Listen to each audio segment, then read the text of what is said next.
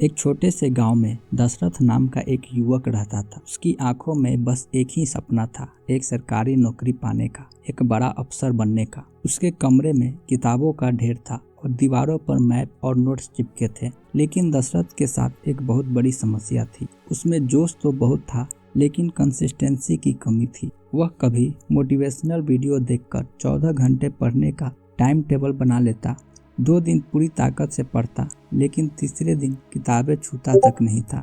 कभी वह जोश में आकर ढेर सारी नई किताबें खरीद लाता, लेकिन 4 दिन बाद वे किताबें धूल खाने लगी। हफ्ते बीत गए, महीने बीत गए, फॉर्म भरे जा रहे थे, लेकिन उसकी तैयारी अधूरी पहले की तरह बिखरी हुई थी। एक शाम अपनी इन्हीं नाकामियों और बार बार फेलियर से परेशान होकर दशरथ नदी के किनारे जा बैठा।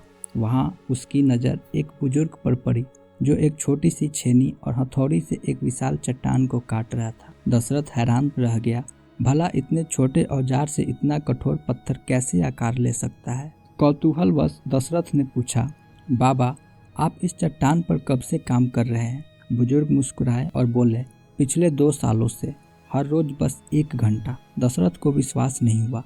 2 साल सिर्फ इस छोटी सी छेनी के साथ? क्या आप थकते नहीं? क्या आपको कभी ऐसा नहीं लगा कि यह बेकार है?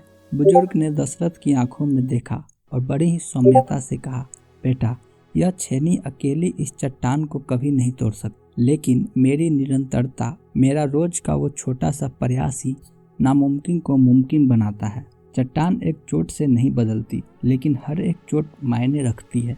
यह एक वार की ताकत नहीं, बल्कि बार बार किए गए वार का असर है जो इसे आकार दे रहा है। उन शब्दों ने दशरथ के दिल पर गहरी चोट की। उसे समझ आ गया कि सरकारी नौकरी एक दिन में 18 घंटे पढ़ने से नहीं, बल्कि हर रोज थोड़ा थोड़ा पढ़ने से मिलेगी। उस रात घर लौटकर उसने कोई बड़ा टाइम टेबल नहीं बनाया। उसने बस खुद से एक छोटा सा वादा किया, मैं हर रोज, चाहे शादी हो, त्यौहार हो या मेरी तबीयत खराब हो, मैं अपनी पढ़ाई का टारगेट पूरा जरूर करूंगा। शुरुआत अच्छी हुई, लेकिन जल्द ही आलस और डाउट ने फिर से उसे घेरना शुरू। क्या मेरा सिलेक्शन होगा? इतनी कम वैकेंसी है। ऐसे ख्याल उसे डराने लगे। लेकिन दशरथ को उस बुजुर्ग की बात याद आ जाती, हर चोट मायने रखती। इसलिए सबसे मुश्किल दिनों में भी उसने पढ़ना नहीं छोड़ा।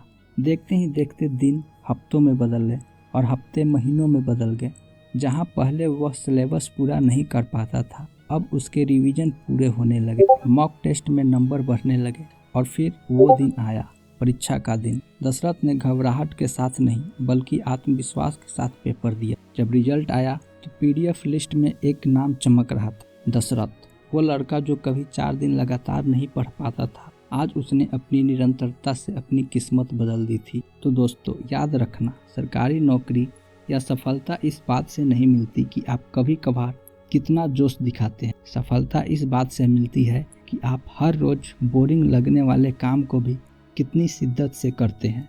जैसे पानी की बूंद पत्थर का सीना चीर देती है, वैसे ही आपकी रोज की पढ़ाई एक दिन आपको आपकी मंजिल तक पहुंचा देगी। अगर इस कहानी ने आपके अंदर उम्मीद की एक छोटी सी किरण भी जगाई है, तो अपने सपनों के लिए एक लाइक जरूर करें और इस सफ़र में हमारे साथ चलने के लिए चैनल को सब्सक्राइब करें। क्योंकि याद रखिए, सिलेक्शन एक दिन में नहीं होता, लेकिन एक दिन जरूर होता।